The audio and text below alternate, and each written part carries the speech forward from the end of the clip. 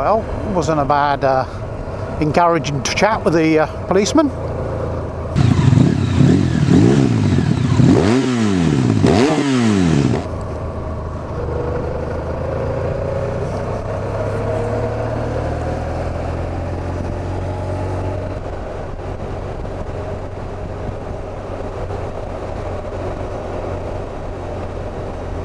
There's our friends that were on the same course as us.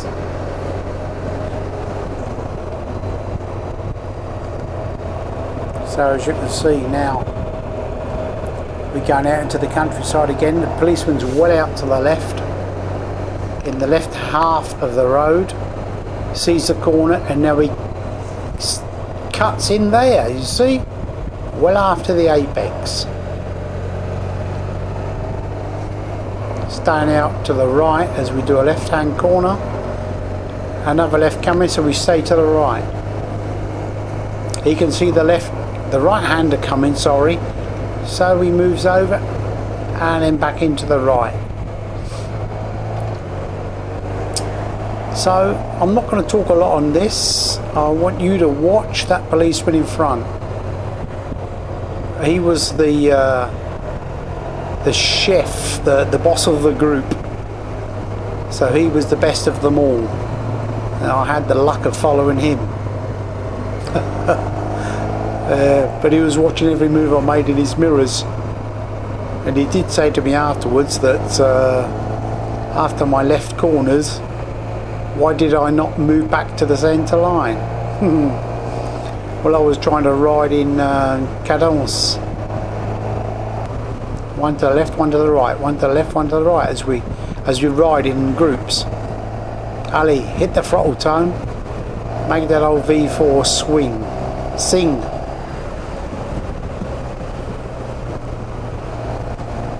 Look at him, still out, well out to that centre line.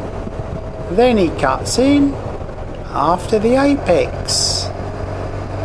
And then of course it happened to rain again. And then from now on the screen's going to be abysmal. And look, he's even using his brakes, so he was going careful.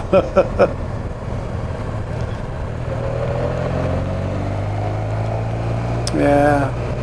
So what we're trying to do here now is get to the next town and turn right and get away from the rain in the mountains, which was a bad day. Loads of storms. Anyway, let's watch this guy.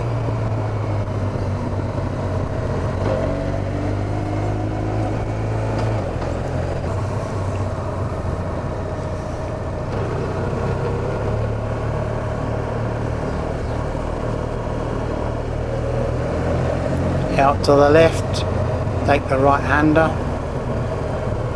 move back into the right. Even in the villages they do it. It's not only on the open roads in the countryside, even in the villages they do it.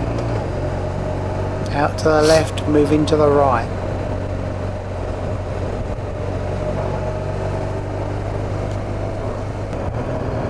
Scary when that old four-wheel drive was coming in the other way, you know, but I don't know.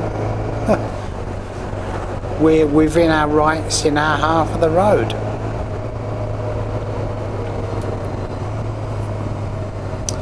But of course, him being dressed in blue, the gendarme colour, any car coming the other way would be scared, would move over anyway. But me and you being dressed in black, they wouldn't give a damn.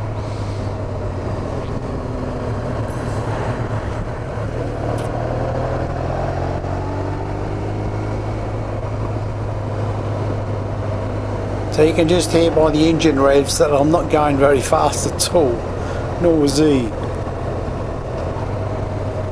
Staying well out wide, look at him, well out wide. Now he cuts in after the apex.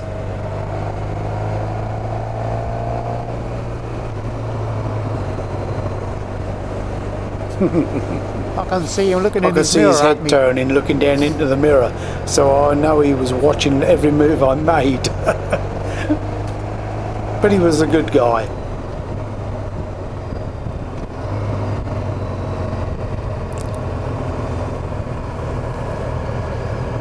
And of course my friend's following me, and behind him there's another one watching us both.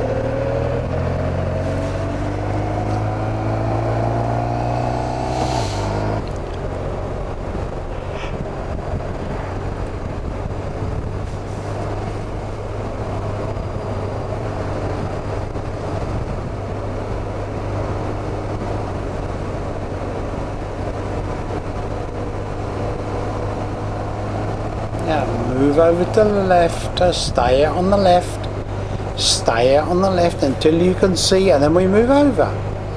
I think I was getting better by this stage, even if I say it myself.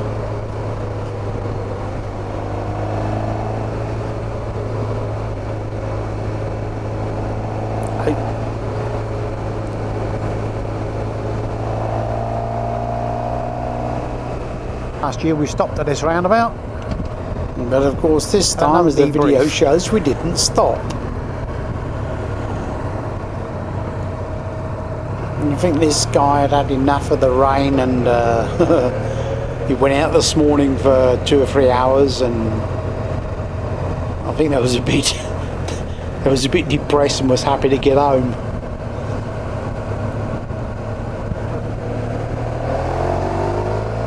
And now and again he gave it a squirt, and I was happy behind him. Still out on the right hand side there, look at that, left hand corner, right hand side, move over. Right hander coming, staying out. Look where his tyres are. You can see that they're in the tracks, the left hand side of a car wheel. What am I trying to say, you know what I mean?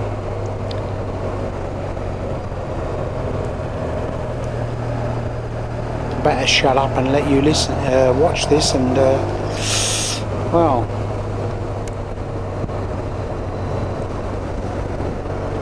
we're now heading for home, and the screen's getting a bit drier, and I know for one thing I'm not going to put Rain-X on it again. It doesn't seem to be working. Put it on my visor, Rain-X, and couldn't see a thing because there's no wind behind my high screen, my Honda high screen, touring screen. There's no wind, so the wind did not blow the raindrops off my visor, and it doesn't seem to be working on the bloody screen itself. These water droplets are not moving. Anyway, look at him standing out wide.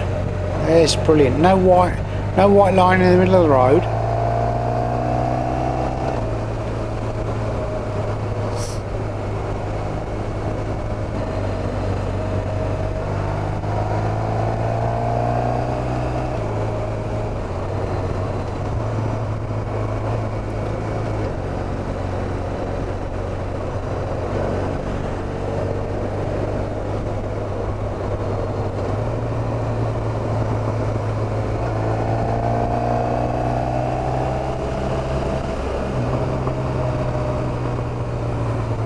There he gave me a hand signal, slow down, slow down, slow down.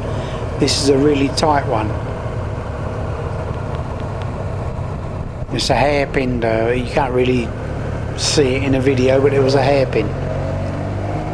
Obviously he knows it like the back of his hand.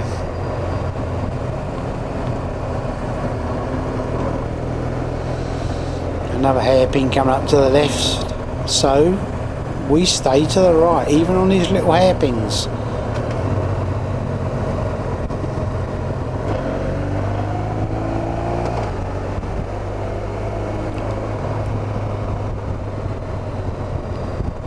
Oh look, a little bridge. This time with railings. Yeah, that's a well old one.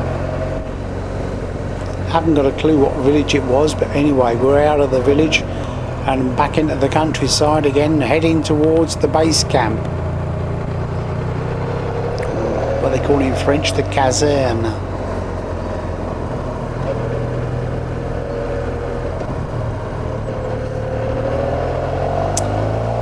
Yeah, well, we got stuck behind a camping car there for a long while, so I cut the film short, and we're still stuck behind a tourist with his little trailer. Did you see him stop at the stop line? I didn't. Well, there we go.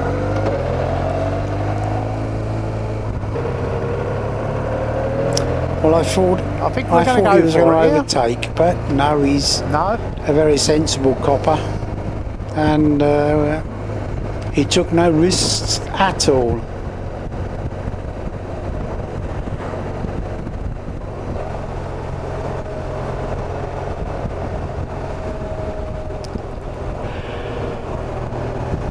It stopped raining. The road's getting drier. There's still those raindrops on the screen. I'm sorry guys, but there you go. And I'm still sniffing.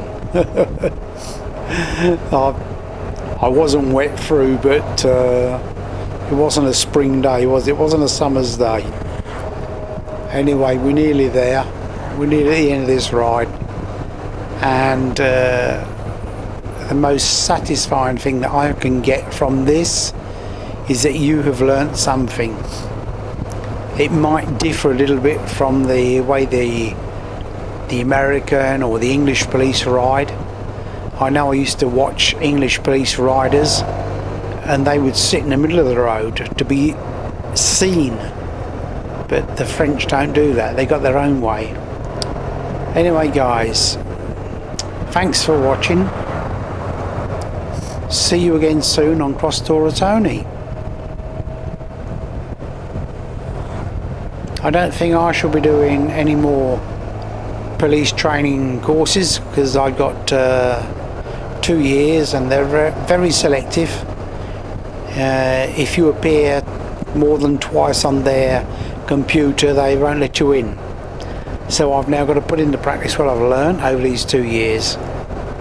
Bye then, see you soon.